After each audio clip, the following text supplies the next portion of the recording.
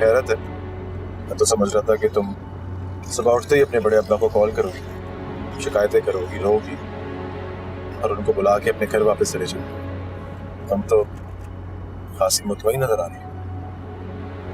इंसान रोता तब है जब उससे कोई गलती हुई हो या फिर उससे तकलीफ पहुंची हो।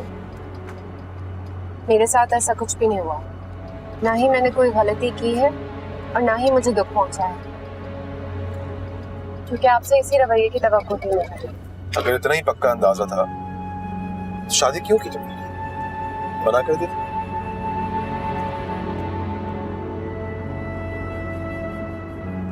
मान लो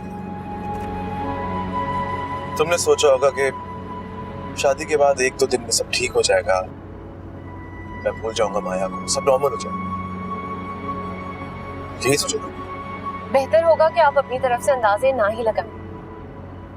सुनना चाहते हैं ना तो सुने, ये बड़े अब्बा का फैसला था। जिस तरह आप नानी को दुख नहीं पहुंचाना चाहते थे, उसी तरह मैं भी मजबूर थी। मेरा इनकार बर्दाश्त नहीं कर पाते वो। माया की नाफरमानी के बाद वो वैसे ही बहुत कमजोर पड़ चुके थे, उनको मजीद दुख नहीं देना चाहती थी।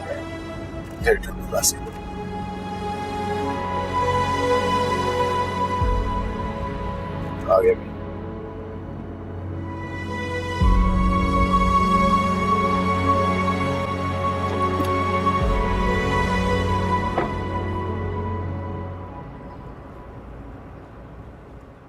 बस भी करो माया,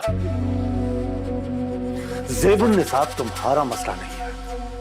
रात भर से तुम्हारे सवालों के जवाब दे दे के मैं थक गया। खत्म करो। कैसे खत्म करूं मैं सलमान? ज़ेबुन निसा तुम्हारी जिंदगी की सबसे बड़ी रियलिटी, और तुम उसको मुझसे ज्यादा अहमियत देते हो। ये बात मुझसे बिल्कुल बर्दाश्त नहीं होती।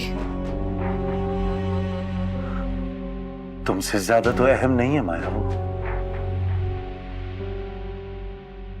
मैंने कब से तुम्हारी आरज़ू की है, और जब हम इतने सालों बाद मिले तो मैंने बिल्कुल भी वक्त जाया नहीं किया और तुमसे शादी कर ली।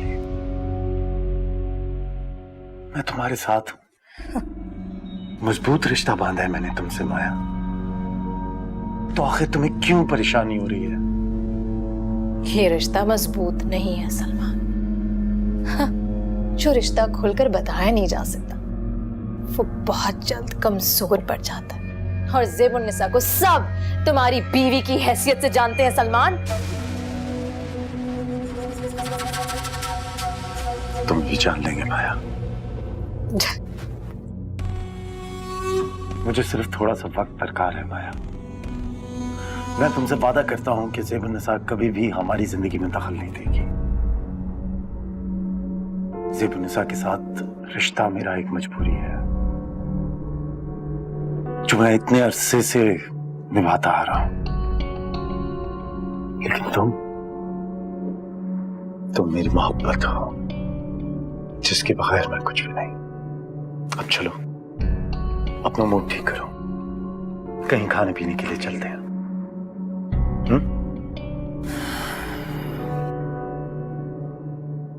ठीक है।